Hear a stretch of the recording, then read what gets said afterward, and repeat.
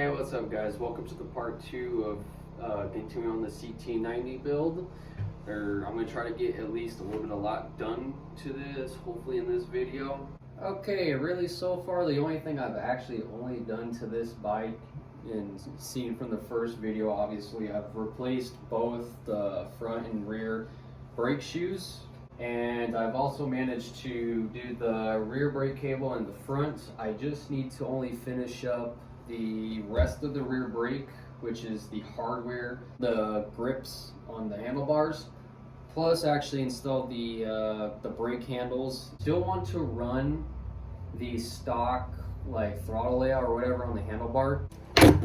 Another thing that I do need to actually tackle, I really do hate doing this, I've never really done wiring before, have very little at least understanding of like how it works. I'm gonna try to copy it at least, so I'll at least have the first little understanding of where these goes and what wire does what.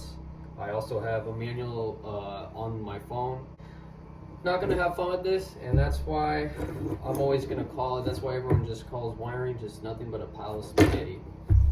At this point of the project, I actually had to take a pause on it only because I lost space in the shed for collecting a bunch of free pallets.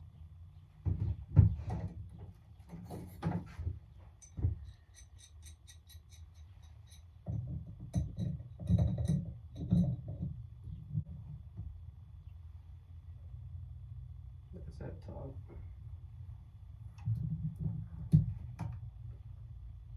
That dot's at top. Okay, so this is the engine that originally went to the CT90 that I pretty much got. And so far it is looking pretty much, I don't know, cylinder heads, they're pretty bad, at least the original. This one right here, it's got a lot of bad rust pitting since there was water dripping into it and all. So managed to repaint and lap and do all the stuff to the other heads in the cylinder. This I repainted it just to freshen it up since it was bare aluminum, and this one was just bare metal, so I also painted it as well, same color. I've also managed to kind of take a dingleberry ball, my ball hone, and try to do a light, just pretty much a light honing to it. It's still got a lot of scratches and pitting, but it's not as bad as the original, since this one looks like it will be good enough just to make a little bit of compression and basically run it till it just destroys itself. I wouldn't care. But mainly what I'm going to be trying to do is replace this plate that holds the speedometer and stuff. And pretty much it's kind of like this. One of the bolt holes is pretty much stuck. I'm not going to deal with it since I have 2 more of these. I'm just gonna replace it and call it good. I put WD-40 on this, and somehow this actually started to wanting to come off. Looks like I'm going to continue on this, but I'm probably not going to record much of it, so you'll pretty much see that this will be replaced, and whatever else I do to this, it'll be all done. Then later on, I'm also going to be trying to finally work on the handlebar, clean the inside of it a little bit and the outside of right where the throttle is. From there on out, until I get the battery that I've ordered, and I've ordered something else for the bike, can't really remember, but until the battery comes in, that's right when I'm going to hit the ground running, rebuild, put the engine back together, do the simplest wiring to just get it only to run the coil pack. I pretty much want to go and build other stuff like for fun projects. I do have a pit bike. I gotta do an engine swap on it. We're gonna put 140cc on it. Right now what's on it is a 125, and sometime soon or whatever it just wants to grenade itself. It has not. It does run, but it runs like shit, and I'm not wanting to deal with it. I just want to get it replaced. But without further ado, I'm just gonna try to do what I need to do on this bike, get it prepped and ready for when I am ready to put it back together, and then call it good. So let's have fun.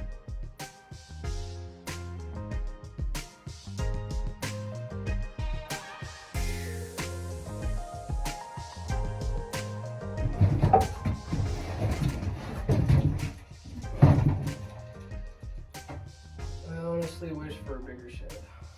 I honestly wish for that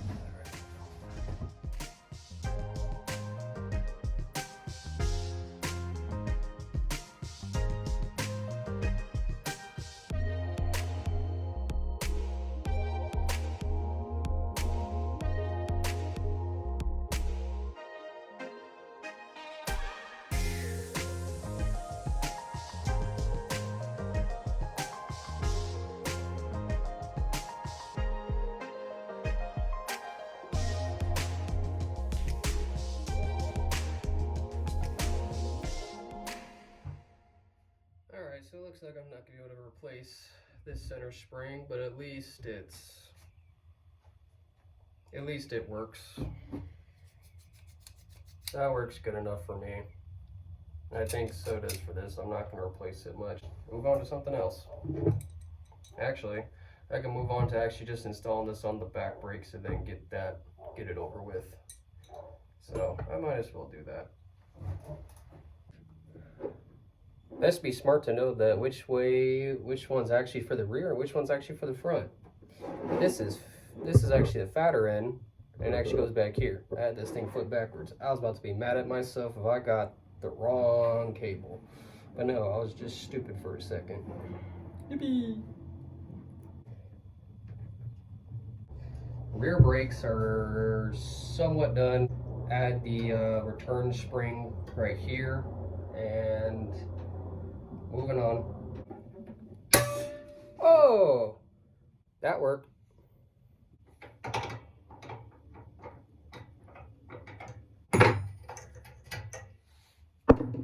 That's off.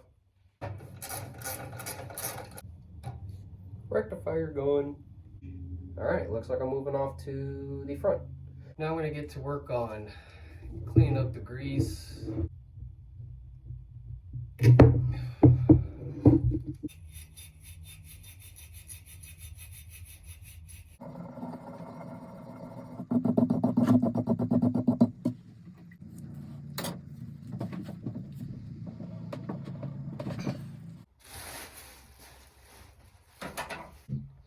I'm finally going to try to put it together, and so far I have all the parts laid out on the other side of the table. So with that being said, I'm just gonna hit the ground running and pretty much start rebuilding it. But here it is in its condition.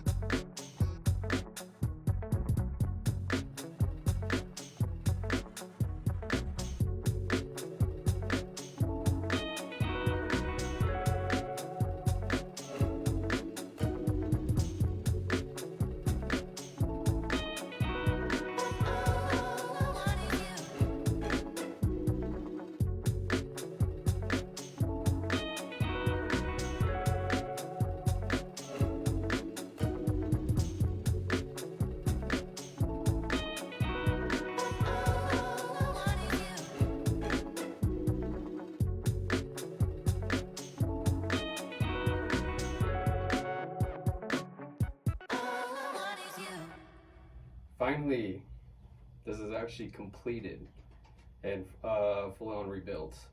So I've pretty much completed doing the timing ignition and also lubricating and replacing the gasket for the high and low gear. Already done the lashing clearances on the intake and exhaust valve. All I gotta do is just fill it up with oil and hope for the best that she runs. But first, let's actually go test to see if this actually builds up compression before I actually want to continue. Alright, the easiest trick to quickly check compression in a grease monkey style or whatever, take a wad of paper towel, stick it in the spark plug hole, and crank it. If it pops out, you have compression, you might be able to start it. If it doesn't fly out, you got no compression and you ain't gonna get it started. So. Whew. Okay, we actually have compression. I'm gonna do it the second time, just in case. Okay, the engine made compression, which I'm actually happy. Next thing I do have to actually tackle is the wiring. I still hate that, but I gotta do it. I have figured out a little basic wiring to get from point A to point B, but in the next one I am going to just basically finish everything on the bike, get it tuned, dialed in, and get the engine wired up and running, and hopefully then riding. I am literally a quarter away of having this bike just complete on a running side, and I can actually move on to a different project. But I'm gonna end it off here, and I hope to see you guys in the next video.